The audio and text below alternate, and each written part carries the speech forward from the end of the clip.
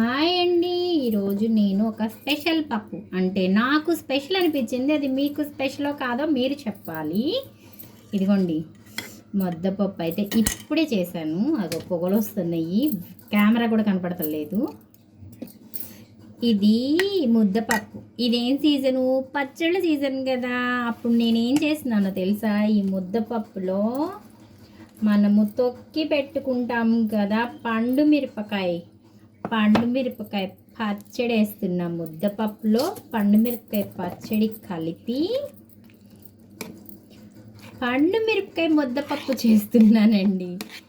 ఇలా కొత్తగా పట్టినప్పుడు మనము పప్పు వండేసేసి కాస్త తొక్కలుగా ఉంటుంది కదా పచ్చడి, ఆ పచ్చడిని ఇలా కలిపేసేసుకొని చక్కగా ఇప్పుడు మనం దీన్ని తాలింపు పెట్టేద్దాం. చూడండి, పండు మిరపకాయ పచ్చడి అండి. పండు మిరపకాయ పచ్చడి పప్పు, పండు మిరపకాయల పప్పు. ఇప్పుడు ఇది చూసారా, ఎర్రపప్పు.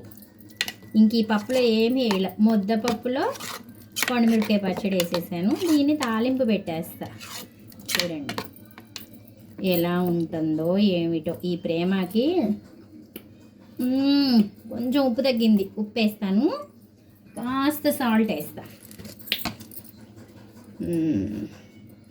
తాలింపు పెట్టలేదు కాబట్టి అలా. ఓకే, ఇది పండు మిరపకాయల పప్పు. మీరెవరైనా ఇలా ట్రై చేశారా ఎప్పుడైనా? ఇదైతే పాతకాలపు వంటే. నేను పాతకాలం అమ్మాయిని అన్నారు కదా, అందుకే పాతకాలపు వంట ట్రై చేసి మీకు చూపిస్తున్నా. ఇదిగోండి, ఇదేంటి పండుమిరపకాయ పప్పు.